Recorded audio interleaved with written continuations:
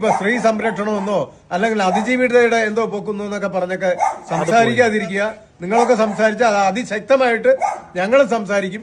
അത് കുറച്ച് കടുത്തു പോകും. അതിനേക്കാളും മര്യാദക്കൊക്കെ ഇരിക്കാൻ നോക്കുക.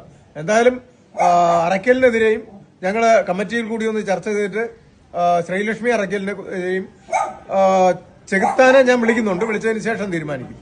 അപ്പോൾ പിന്നെ അപ്സയ്ക്ക് ഓൾറെഡി ഞാൻ പരാതി കൊടുത്തിട്ടുണ്ട്. അപ്പോൾ ഹൈക്കോടതിയിൽ ഞാൻ അഡ്വക്കേറ്റുമായിട്ട് സംസാരിച്ചിട്ട് കേസ് ഫയൽ ചെയ്യുന്നതായി. കണ്ടില്ലേ, ഈ ട്രെൻഡ് കേരളത്തിലേക്ക് കൊണ്ടുവന്ന അപ്സ എന്ന് പറയുന്ന ഒരു നായിന്റെ മോളാണ്. അവളിപ്പോൾ അടിപൊളിയായിട്ട് എനിക്കെതിരെ പരാതി കൊടുത്താലും എനിക്കൊരു കോപ്പുമില്ലടാ എന്ന് പറഞ്ഞുകൊണ്ട് പോസ്റ്റുകളൊക്കെ ഇട്ടുകൊണ്ടൊക്കെ സോഷ്യൽ മീഡിയയിൽ ആക്റ്റീവായിട്ട് നിൽക്കുന്നുണ്ട്. ആ ഒരൊറ്റ വീഡിയോയോട് കൂടി അവൾ വൈറലായി. അത് കണ്ടപ്പോൾ അതേപോലെ വൈറലാവാൻ വേണ്ടിയിട്ട് വന്ന ഷിംജിതയാണ് ഇപ്പോൾ എയറിലായി ഇപ്പോൾ ഒരു 4 ചുമരുകൾക്കുള്ളിൽ മാത്രം ഒതുങ്ങി കൂടി ജീവിച്ചു കൂടി പോകുന്നത്. ഇവൾക്കൊക്കെ അഴിഞ്ഞാടി നടക്കുമ്പോൾ ഇവളുടെ ഒന്നും ആ പർദ്ദയൊന്നും വേണ്ടായിരുന്നു. പോലീസ് പിടിച്ചപ്പോൾ പർദ്ദയും മാസ്കും ഒക്കെയാണ് കേട്ടോ. അതാണ് മുഖ്യ വേഷം. പോലീസ് അതിനുള്ള അവസരം കൊടുത്തു എന്ന് പറഞ്ഞുകൊണ്ട് നമ്മൾ പോലീസിനെ കുറ്റം